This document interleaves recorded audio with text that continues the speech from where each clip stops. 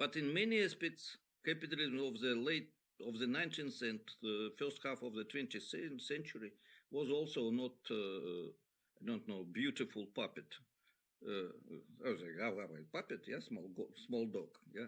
Well, Hitler is a genuine, not a bastard of capitalism. It's a Hitler and fascism, a genuine child of capitalism. Yeah, and what is also important, German capitalism was based on the market.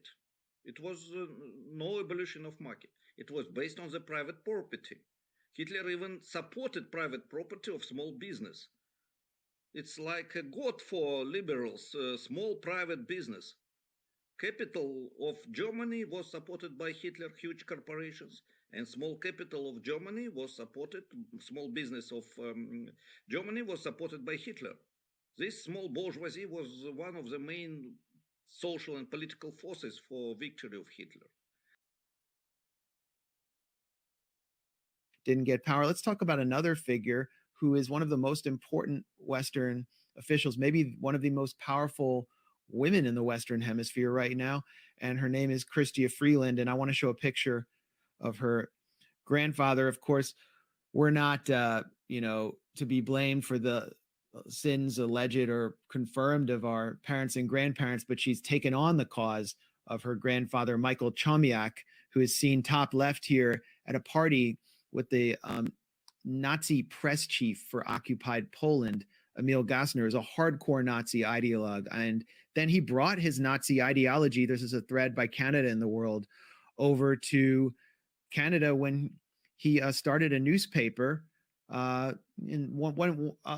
Just quoting from one article in the paper, with great joy, we welcome the establishment of a Hist German order. And they reported on a mass murder of Jews, a pogrom, declaring that they got their comeuppance, and celebrated that there was not a single Jew left in Kiev. I mean, this is like an image from the paper that Chrystia Freeland's grandfather ran, and I guess Russian diplomats helped expose this story. And so Justin Trudeau proceeded to expel them from the country and accuse them of Russian disinformation.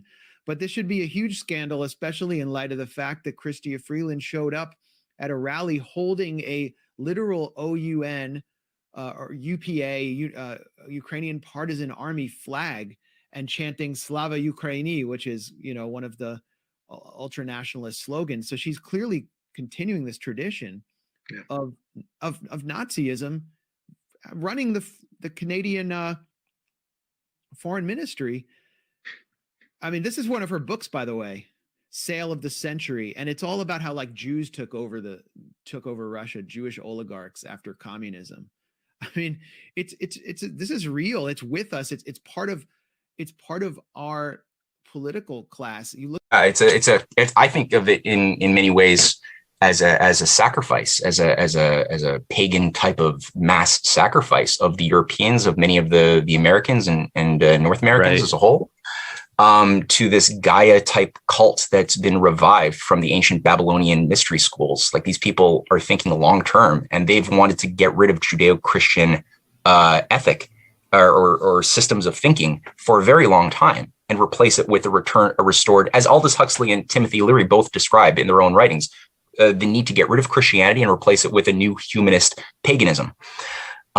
This has been a part of the blueprint now for quite some time, and it is satanic. Ultimately, they have a certain Luciferian agenda driving them. You see that when you just look at. If I can just add to that, there's an interesting, or I suppose more than interesting, but there is a parallel we should note with regard to the neo-paganism, in that a lot of the Nazi elements that are operating in Ukraine right now subscribe to a form of neo-paganism. You see, we've all seen the black sun symbol, which comes from Himmler's castle, which has, as you laid out in your testimony to Rainer Fulmich's committee, it has no meaning to it, but it's been adopted as, I guess, a symbol of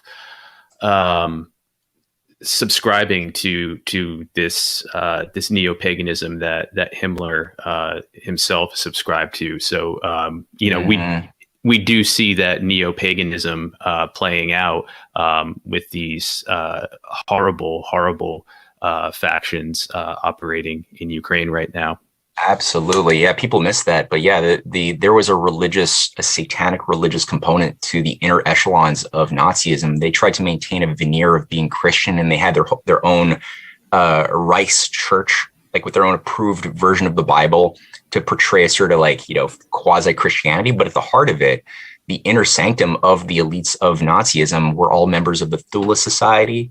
They were into this occult, satanic, ritualistic insanity. And yeah, you see all of these symbols, like you just pointed out, the black occult sun, all over the Azov. It's on the Azov flag, the thing that's been receiving U.S. training, Canadian government training money to support their insane war against the impure Russian races. Because this version, this variant of nationalism in Ukraine, I'm a nationalist, but this is not real nationalism. This is a blood and soil cult, where their version of nationalism is anybody who has impure blood or contamination.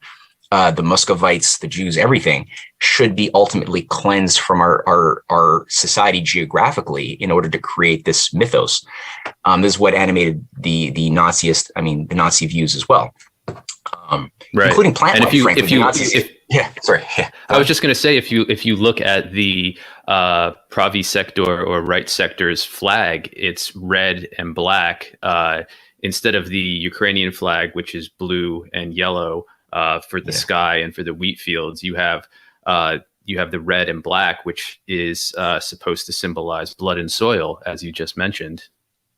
Yeah, exactly. Yeah, and that was the same flag that our deputy prime minister here in Canada got in trouble for waving at a recent solidarity march in Toronto with Ukrainians. She was holding Organization for Ukrainian Nationalist flags, black and red. And had to take it off her Twitter account after like 12 hours. But yeah, no, exactly. And it's the case, as I mentioned earlier, the Nuremberg trials didn't actually deal with the cause of World War II. There were some people were killed. A few were hung, low-level expendables. But many of the forces, including many Nazi forces who carried out the worst atrocities, were never punished. They were simply incorporated into the Anglo-American intelligence operations during the Cold War as a new weapon to fight communism. And so this is what was known as the stay-behinds under Operation Gladio, created out of the offices of the CIA and NATO, that took people like Rainer Gellin, the Hitler's former intelligence chief, and simply brought him back in to be the commander, the controller of West German intelligence with his entire operation. People like Stefan Bandera were brought into the Gehlen networks from Ukraine, absolved of all their crimes of killing over 100,000 Poles and Jews during World War II, and instead just became an asset of the CIA, of NATO, to carry out, again, the war against the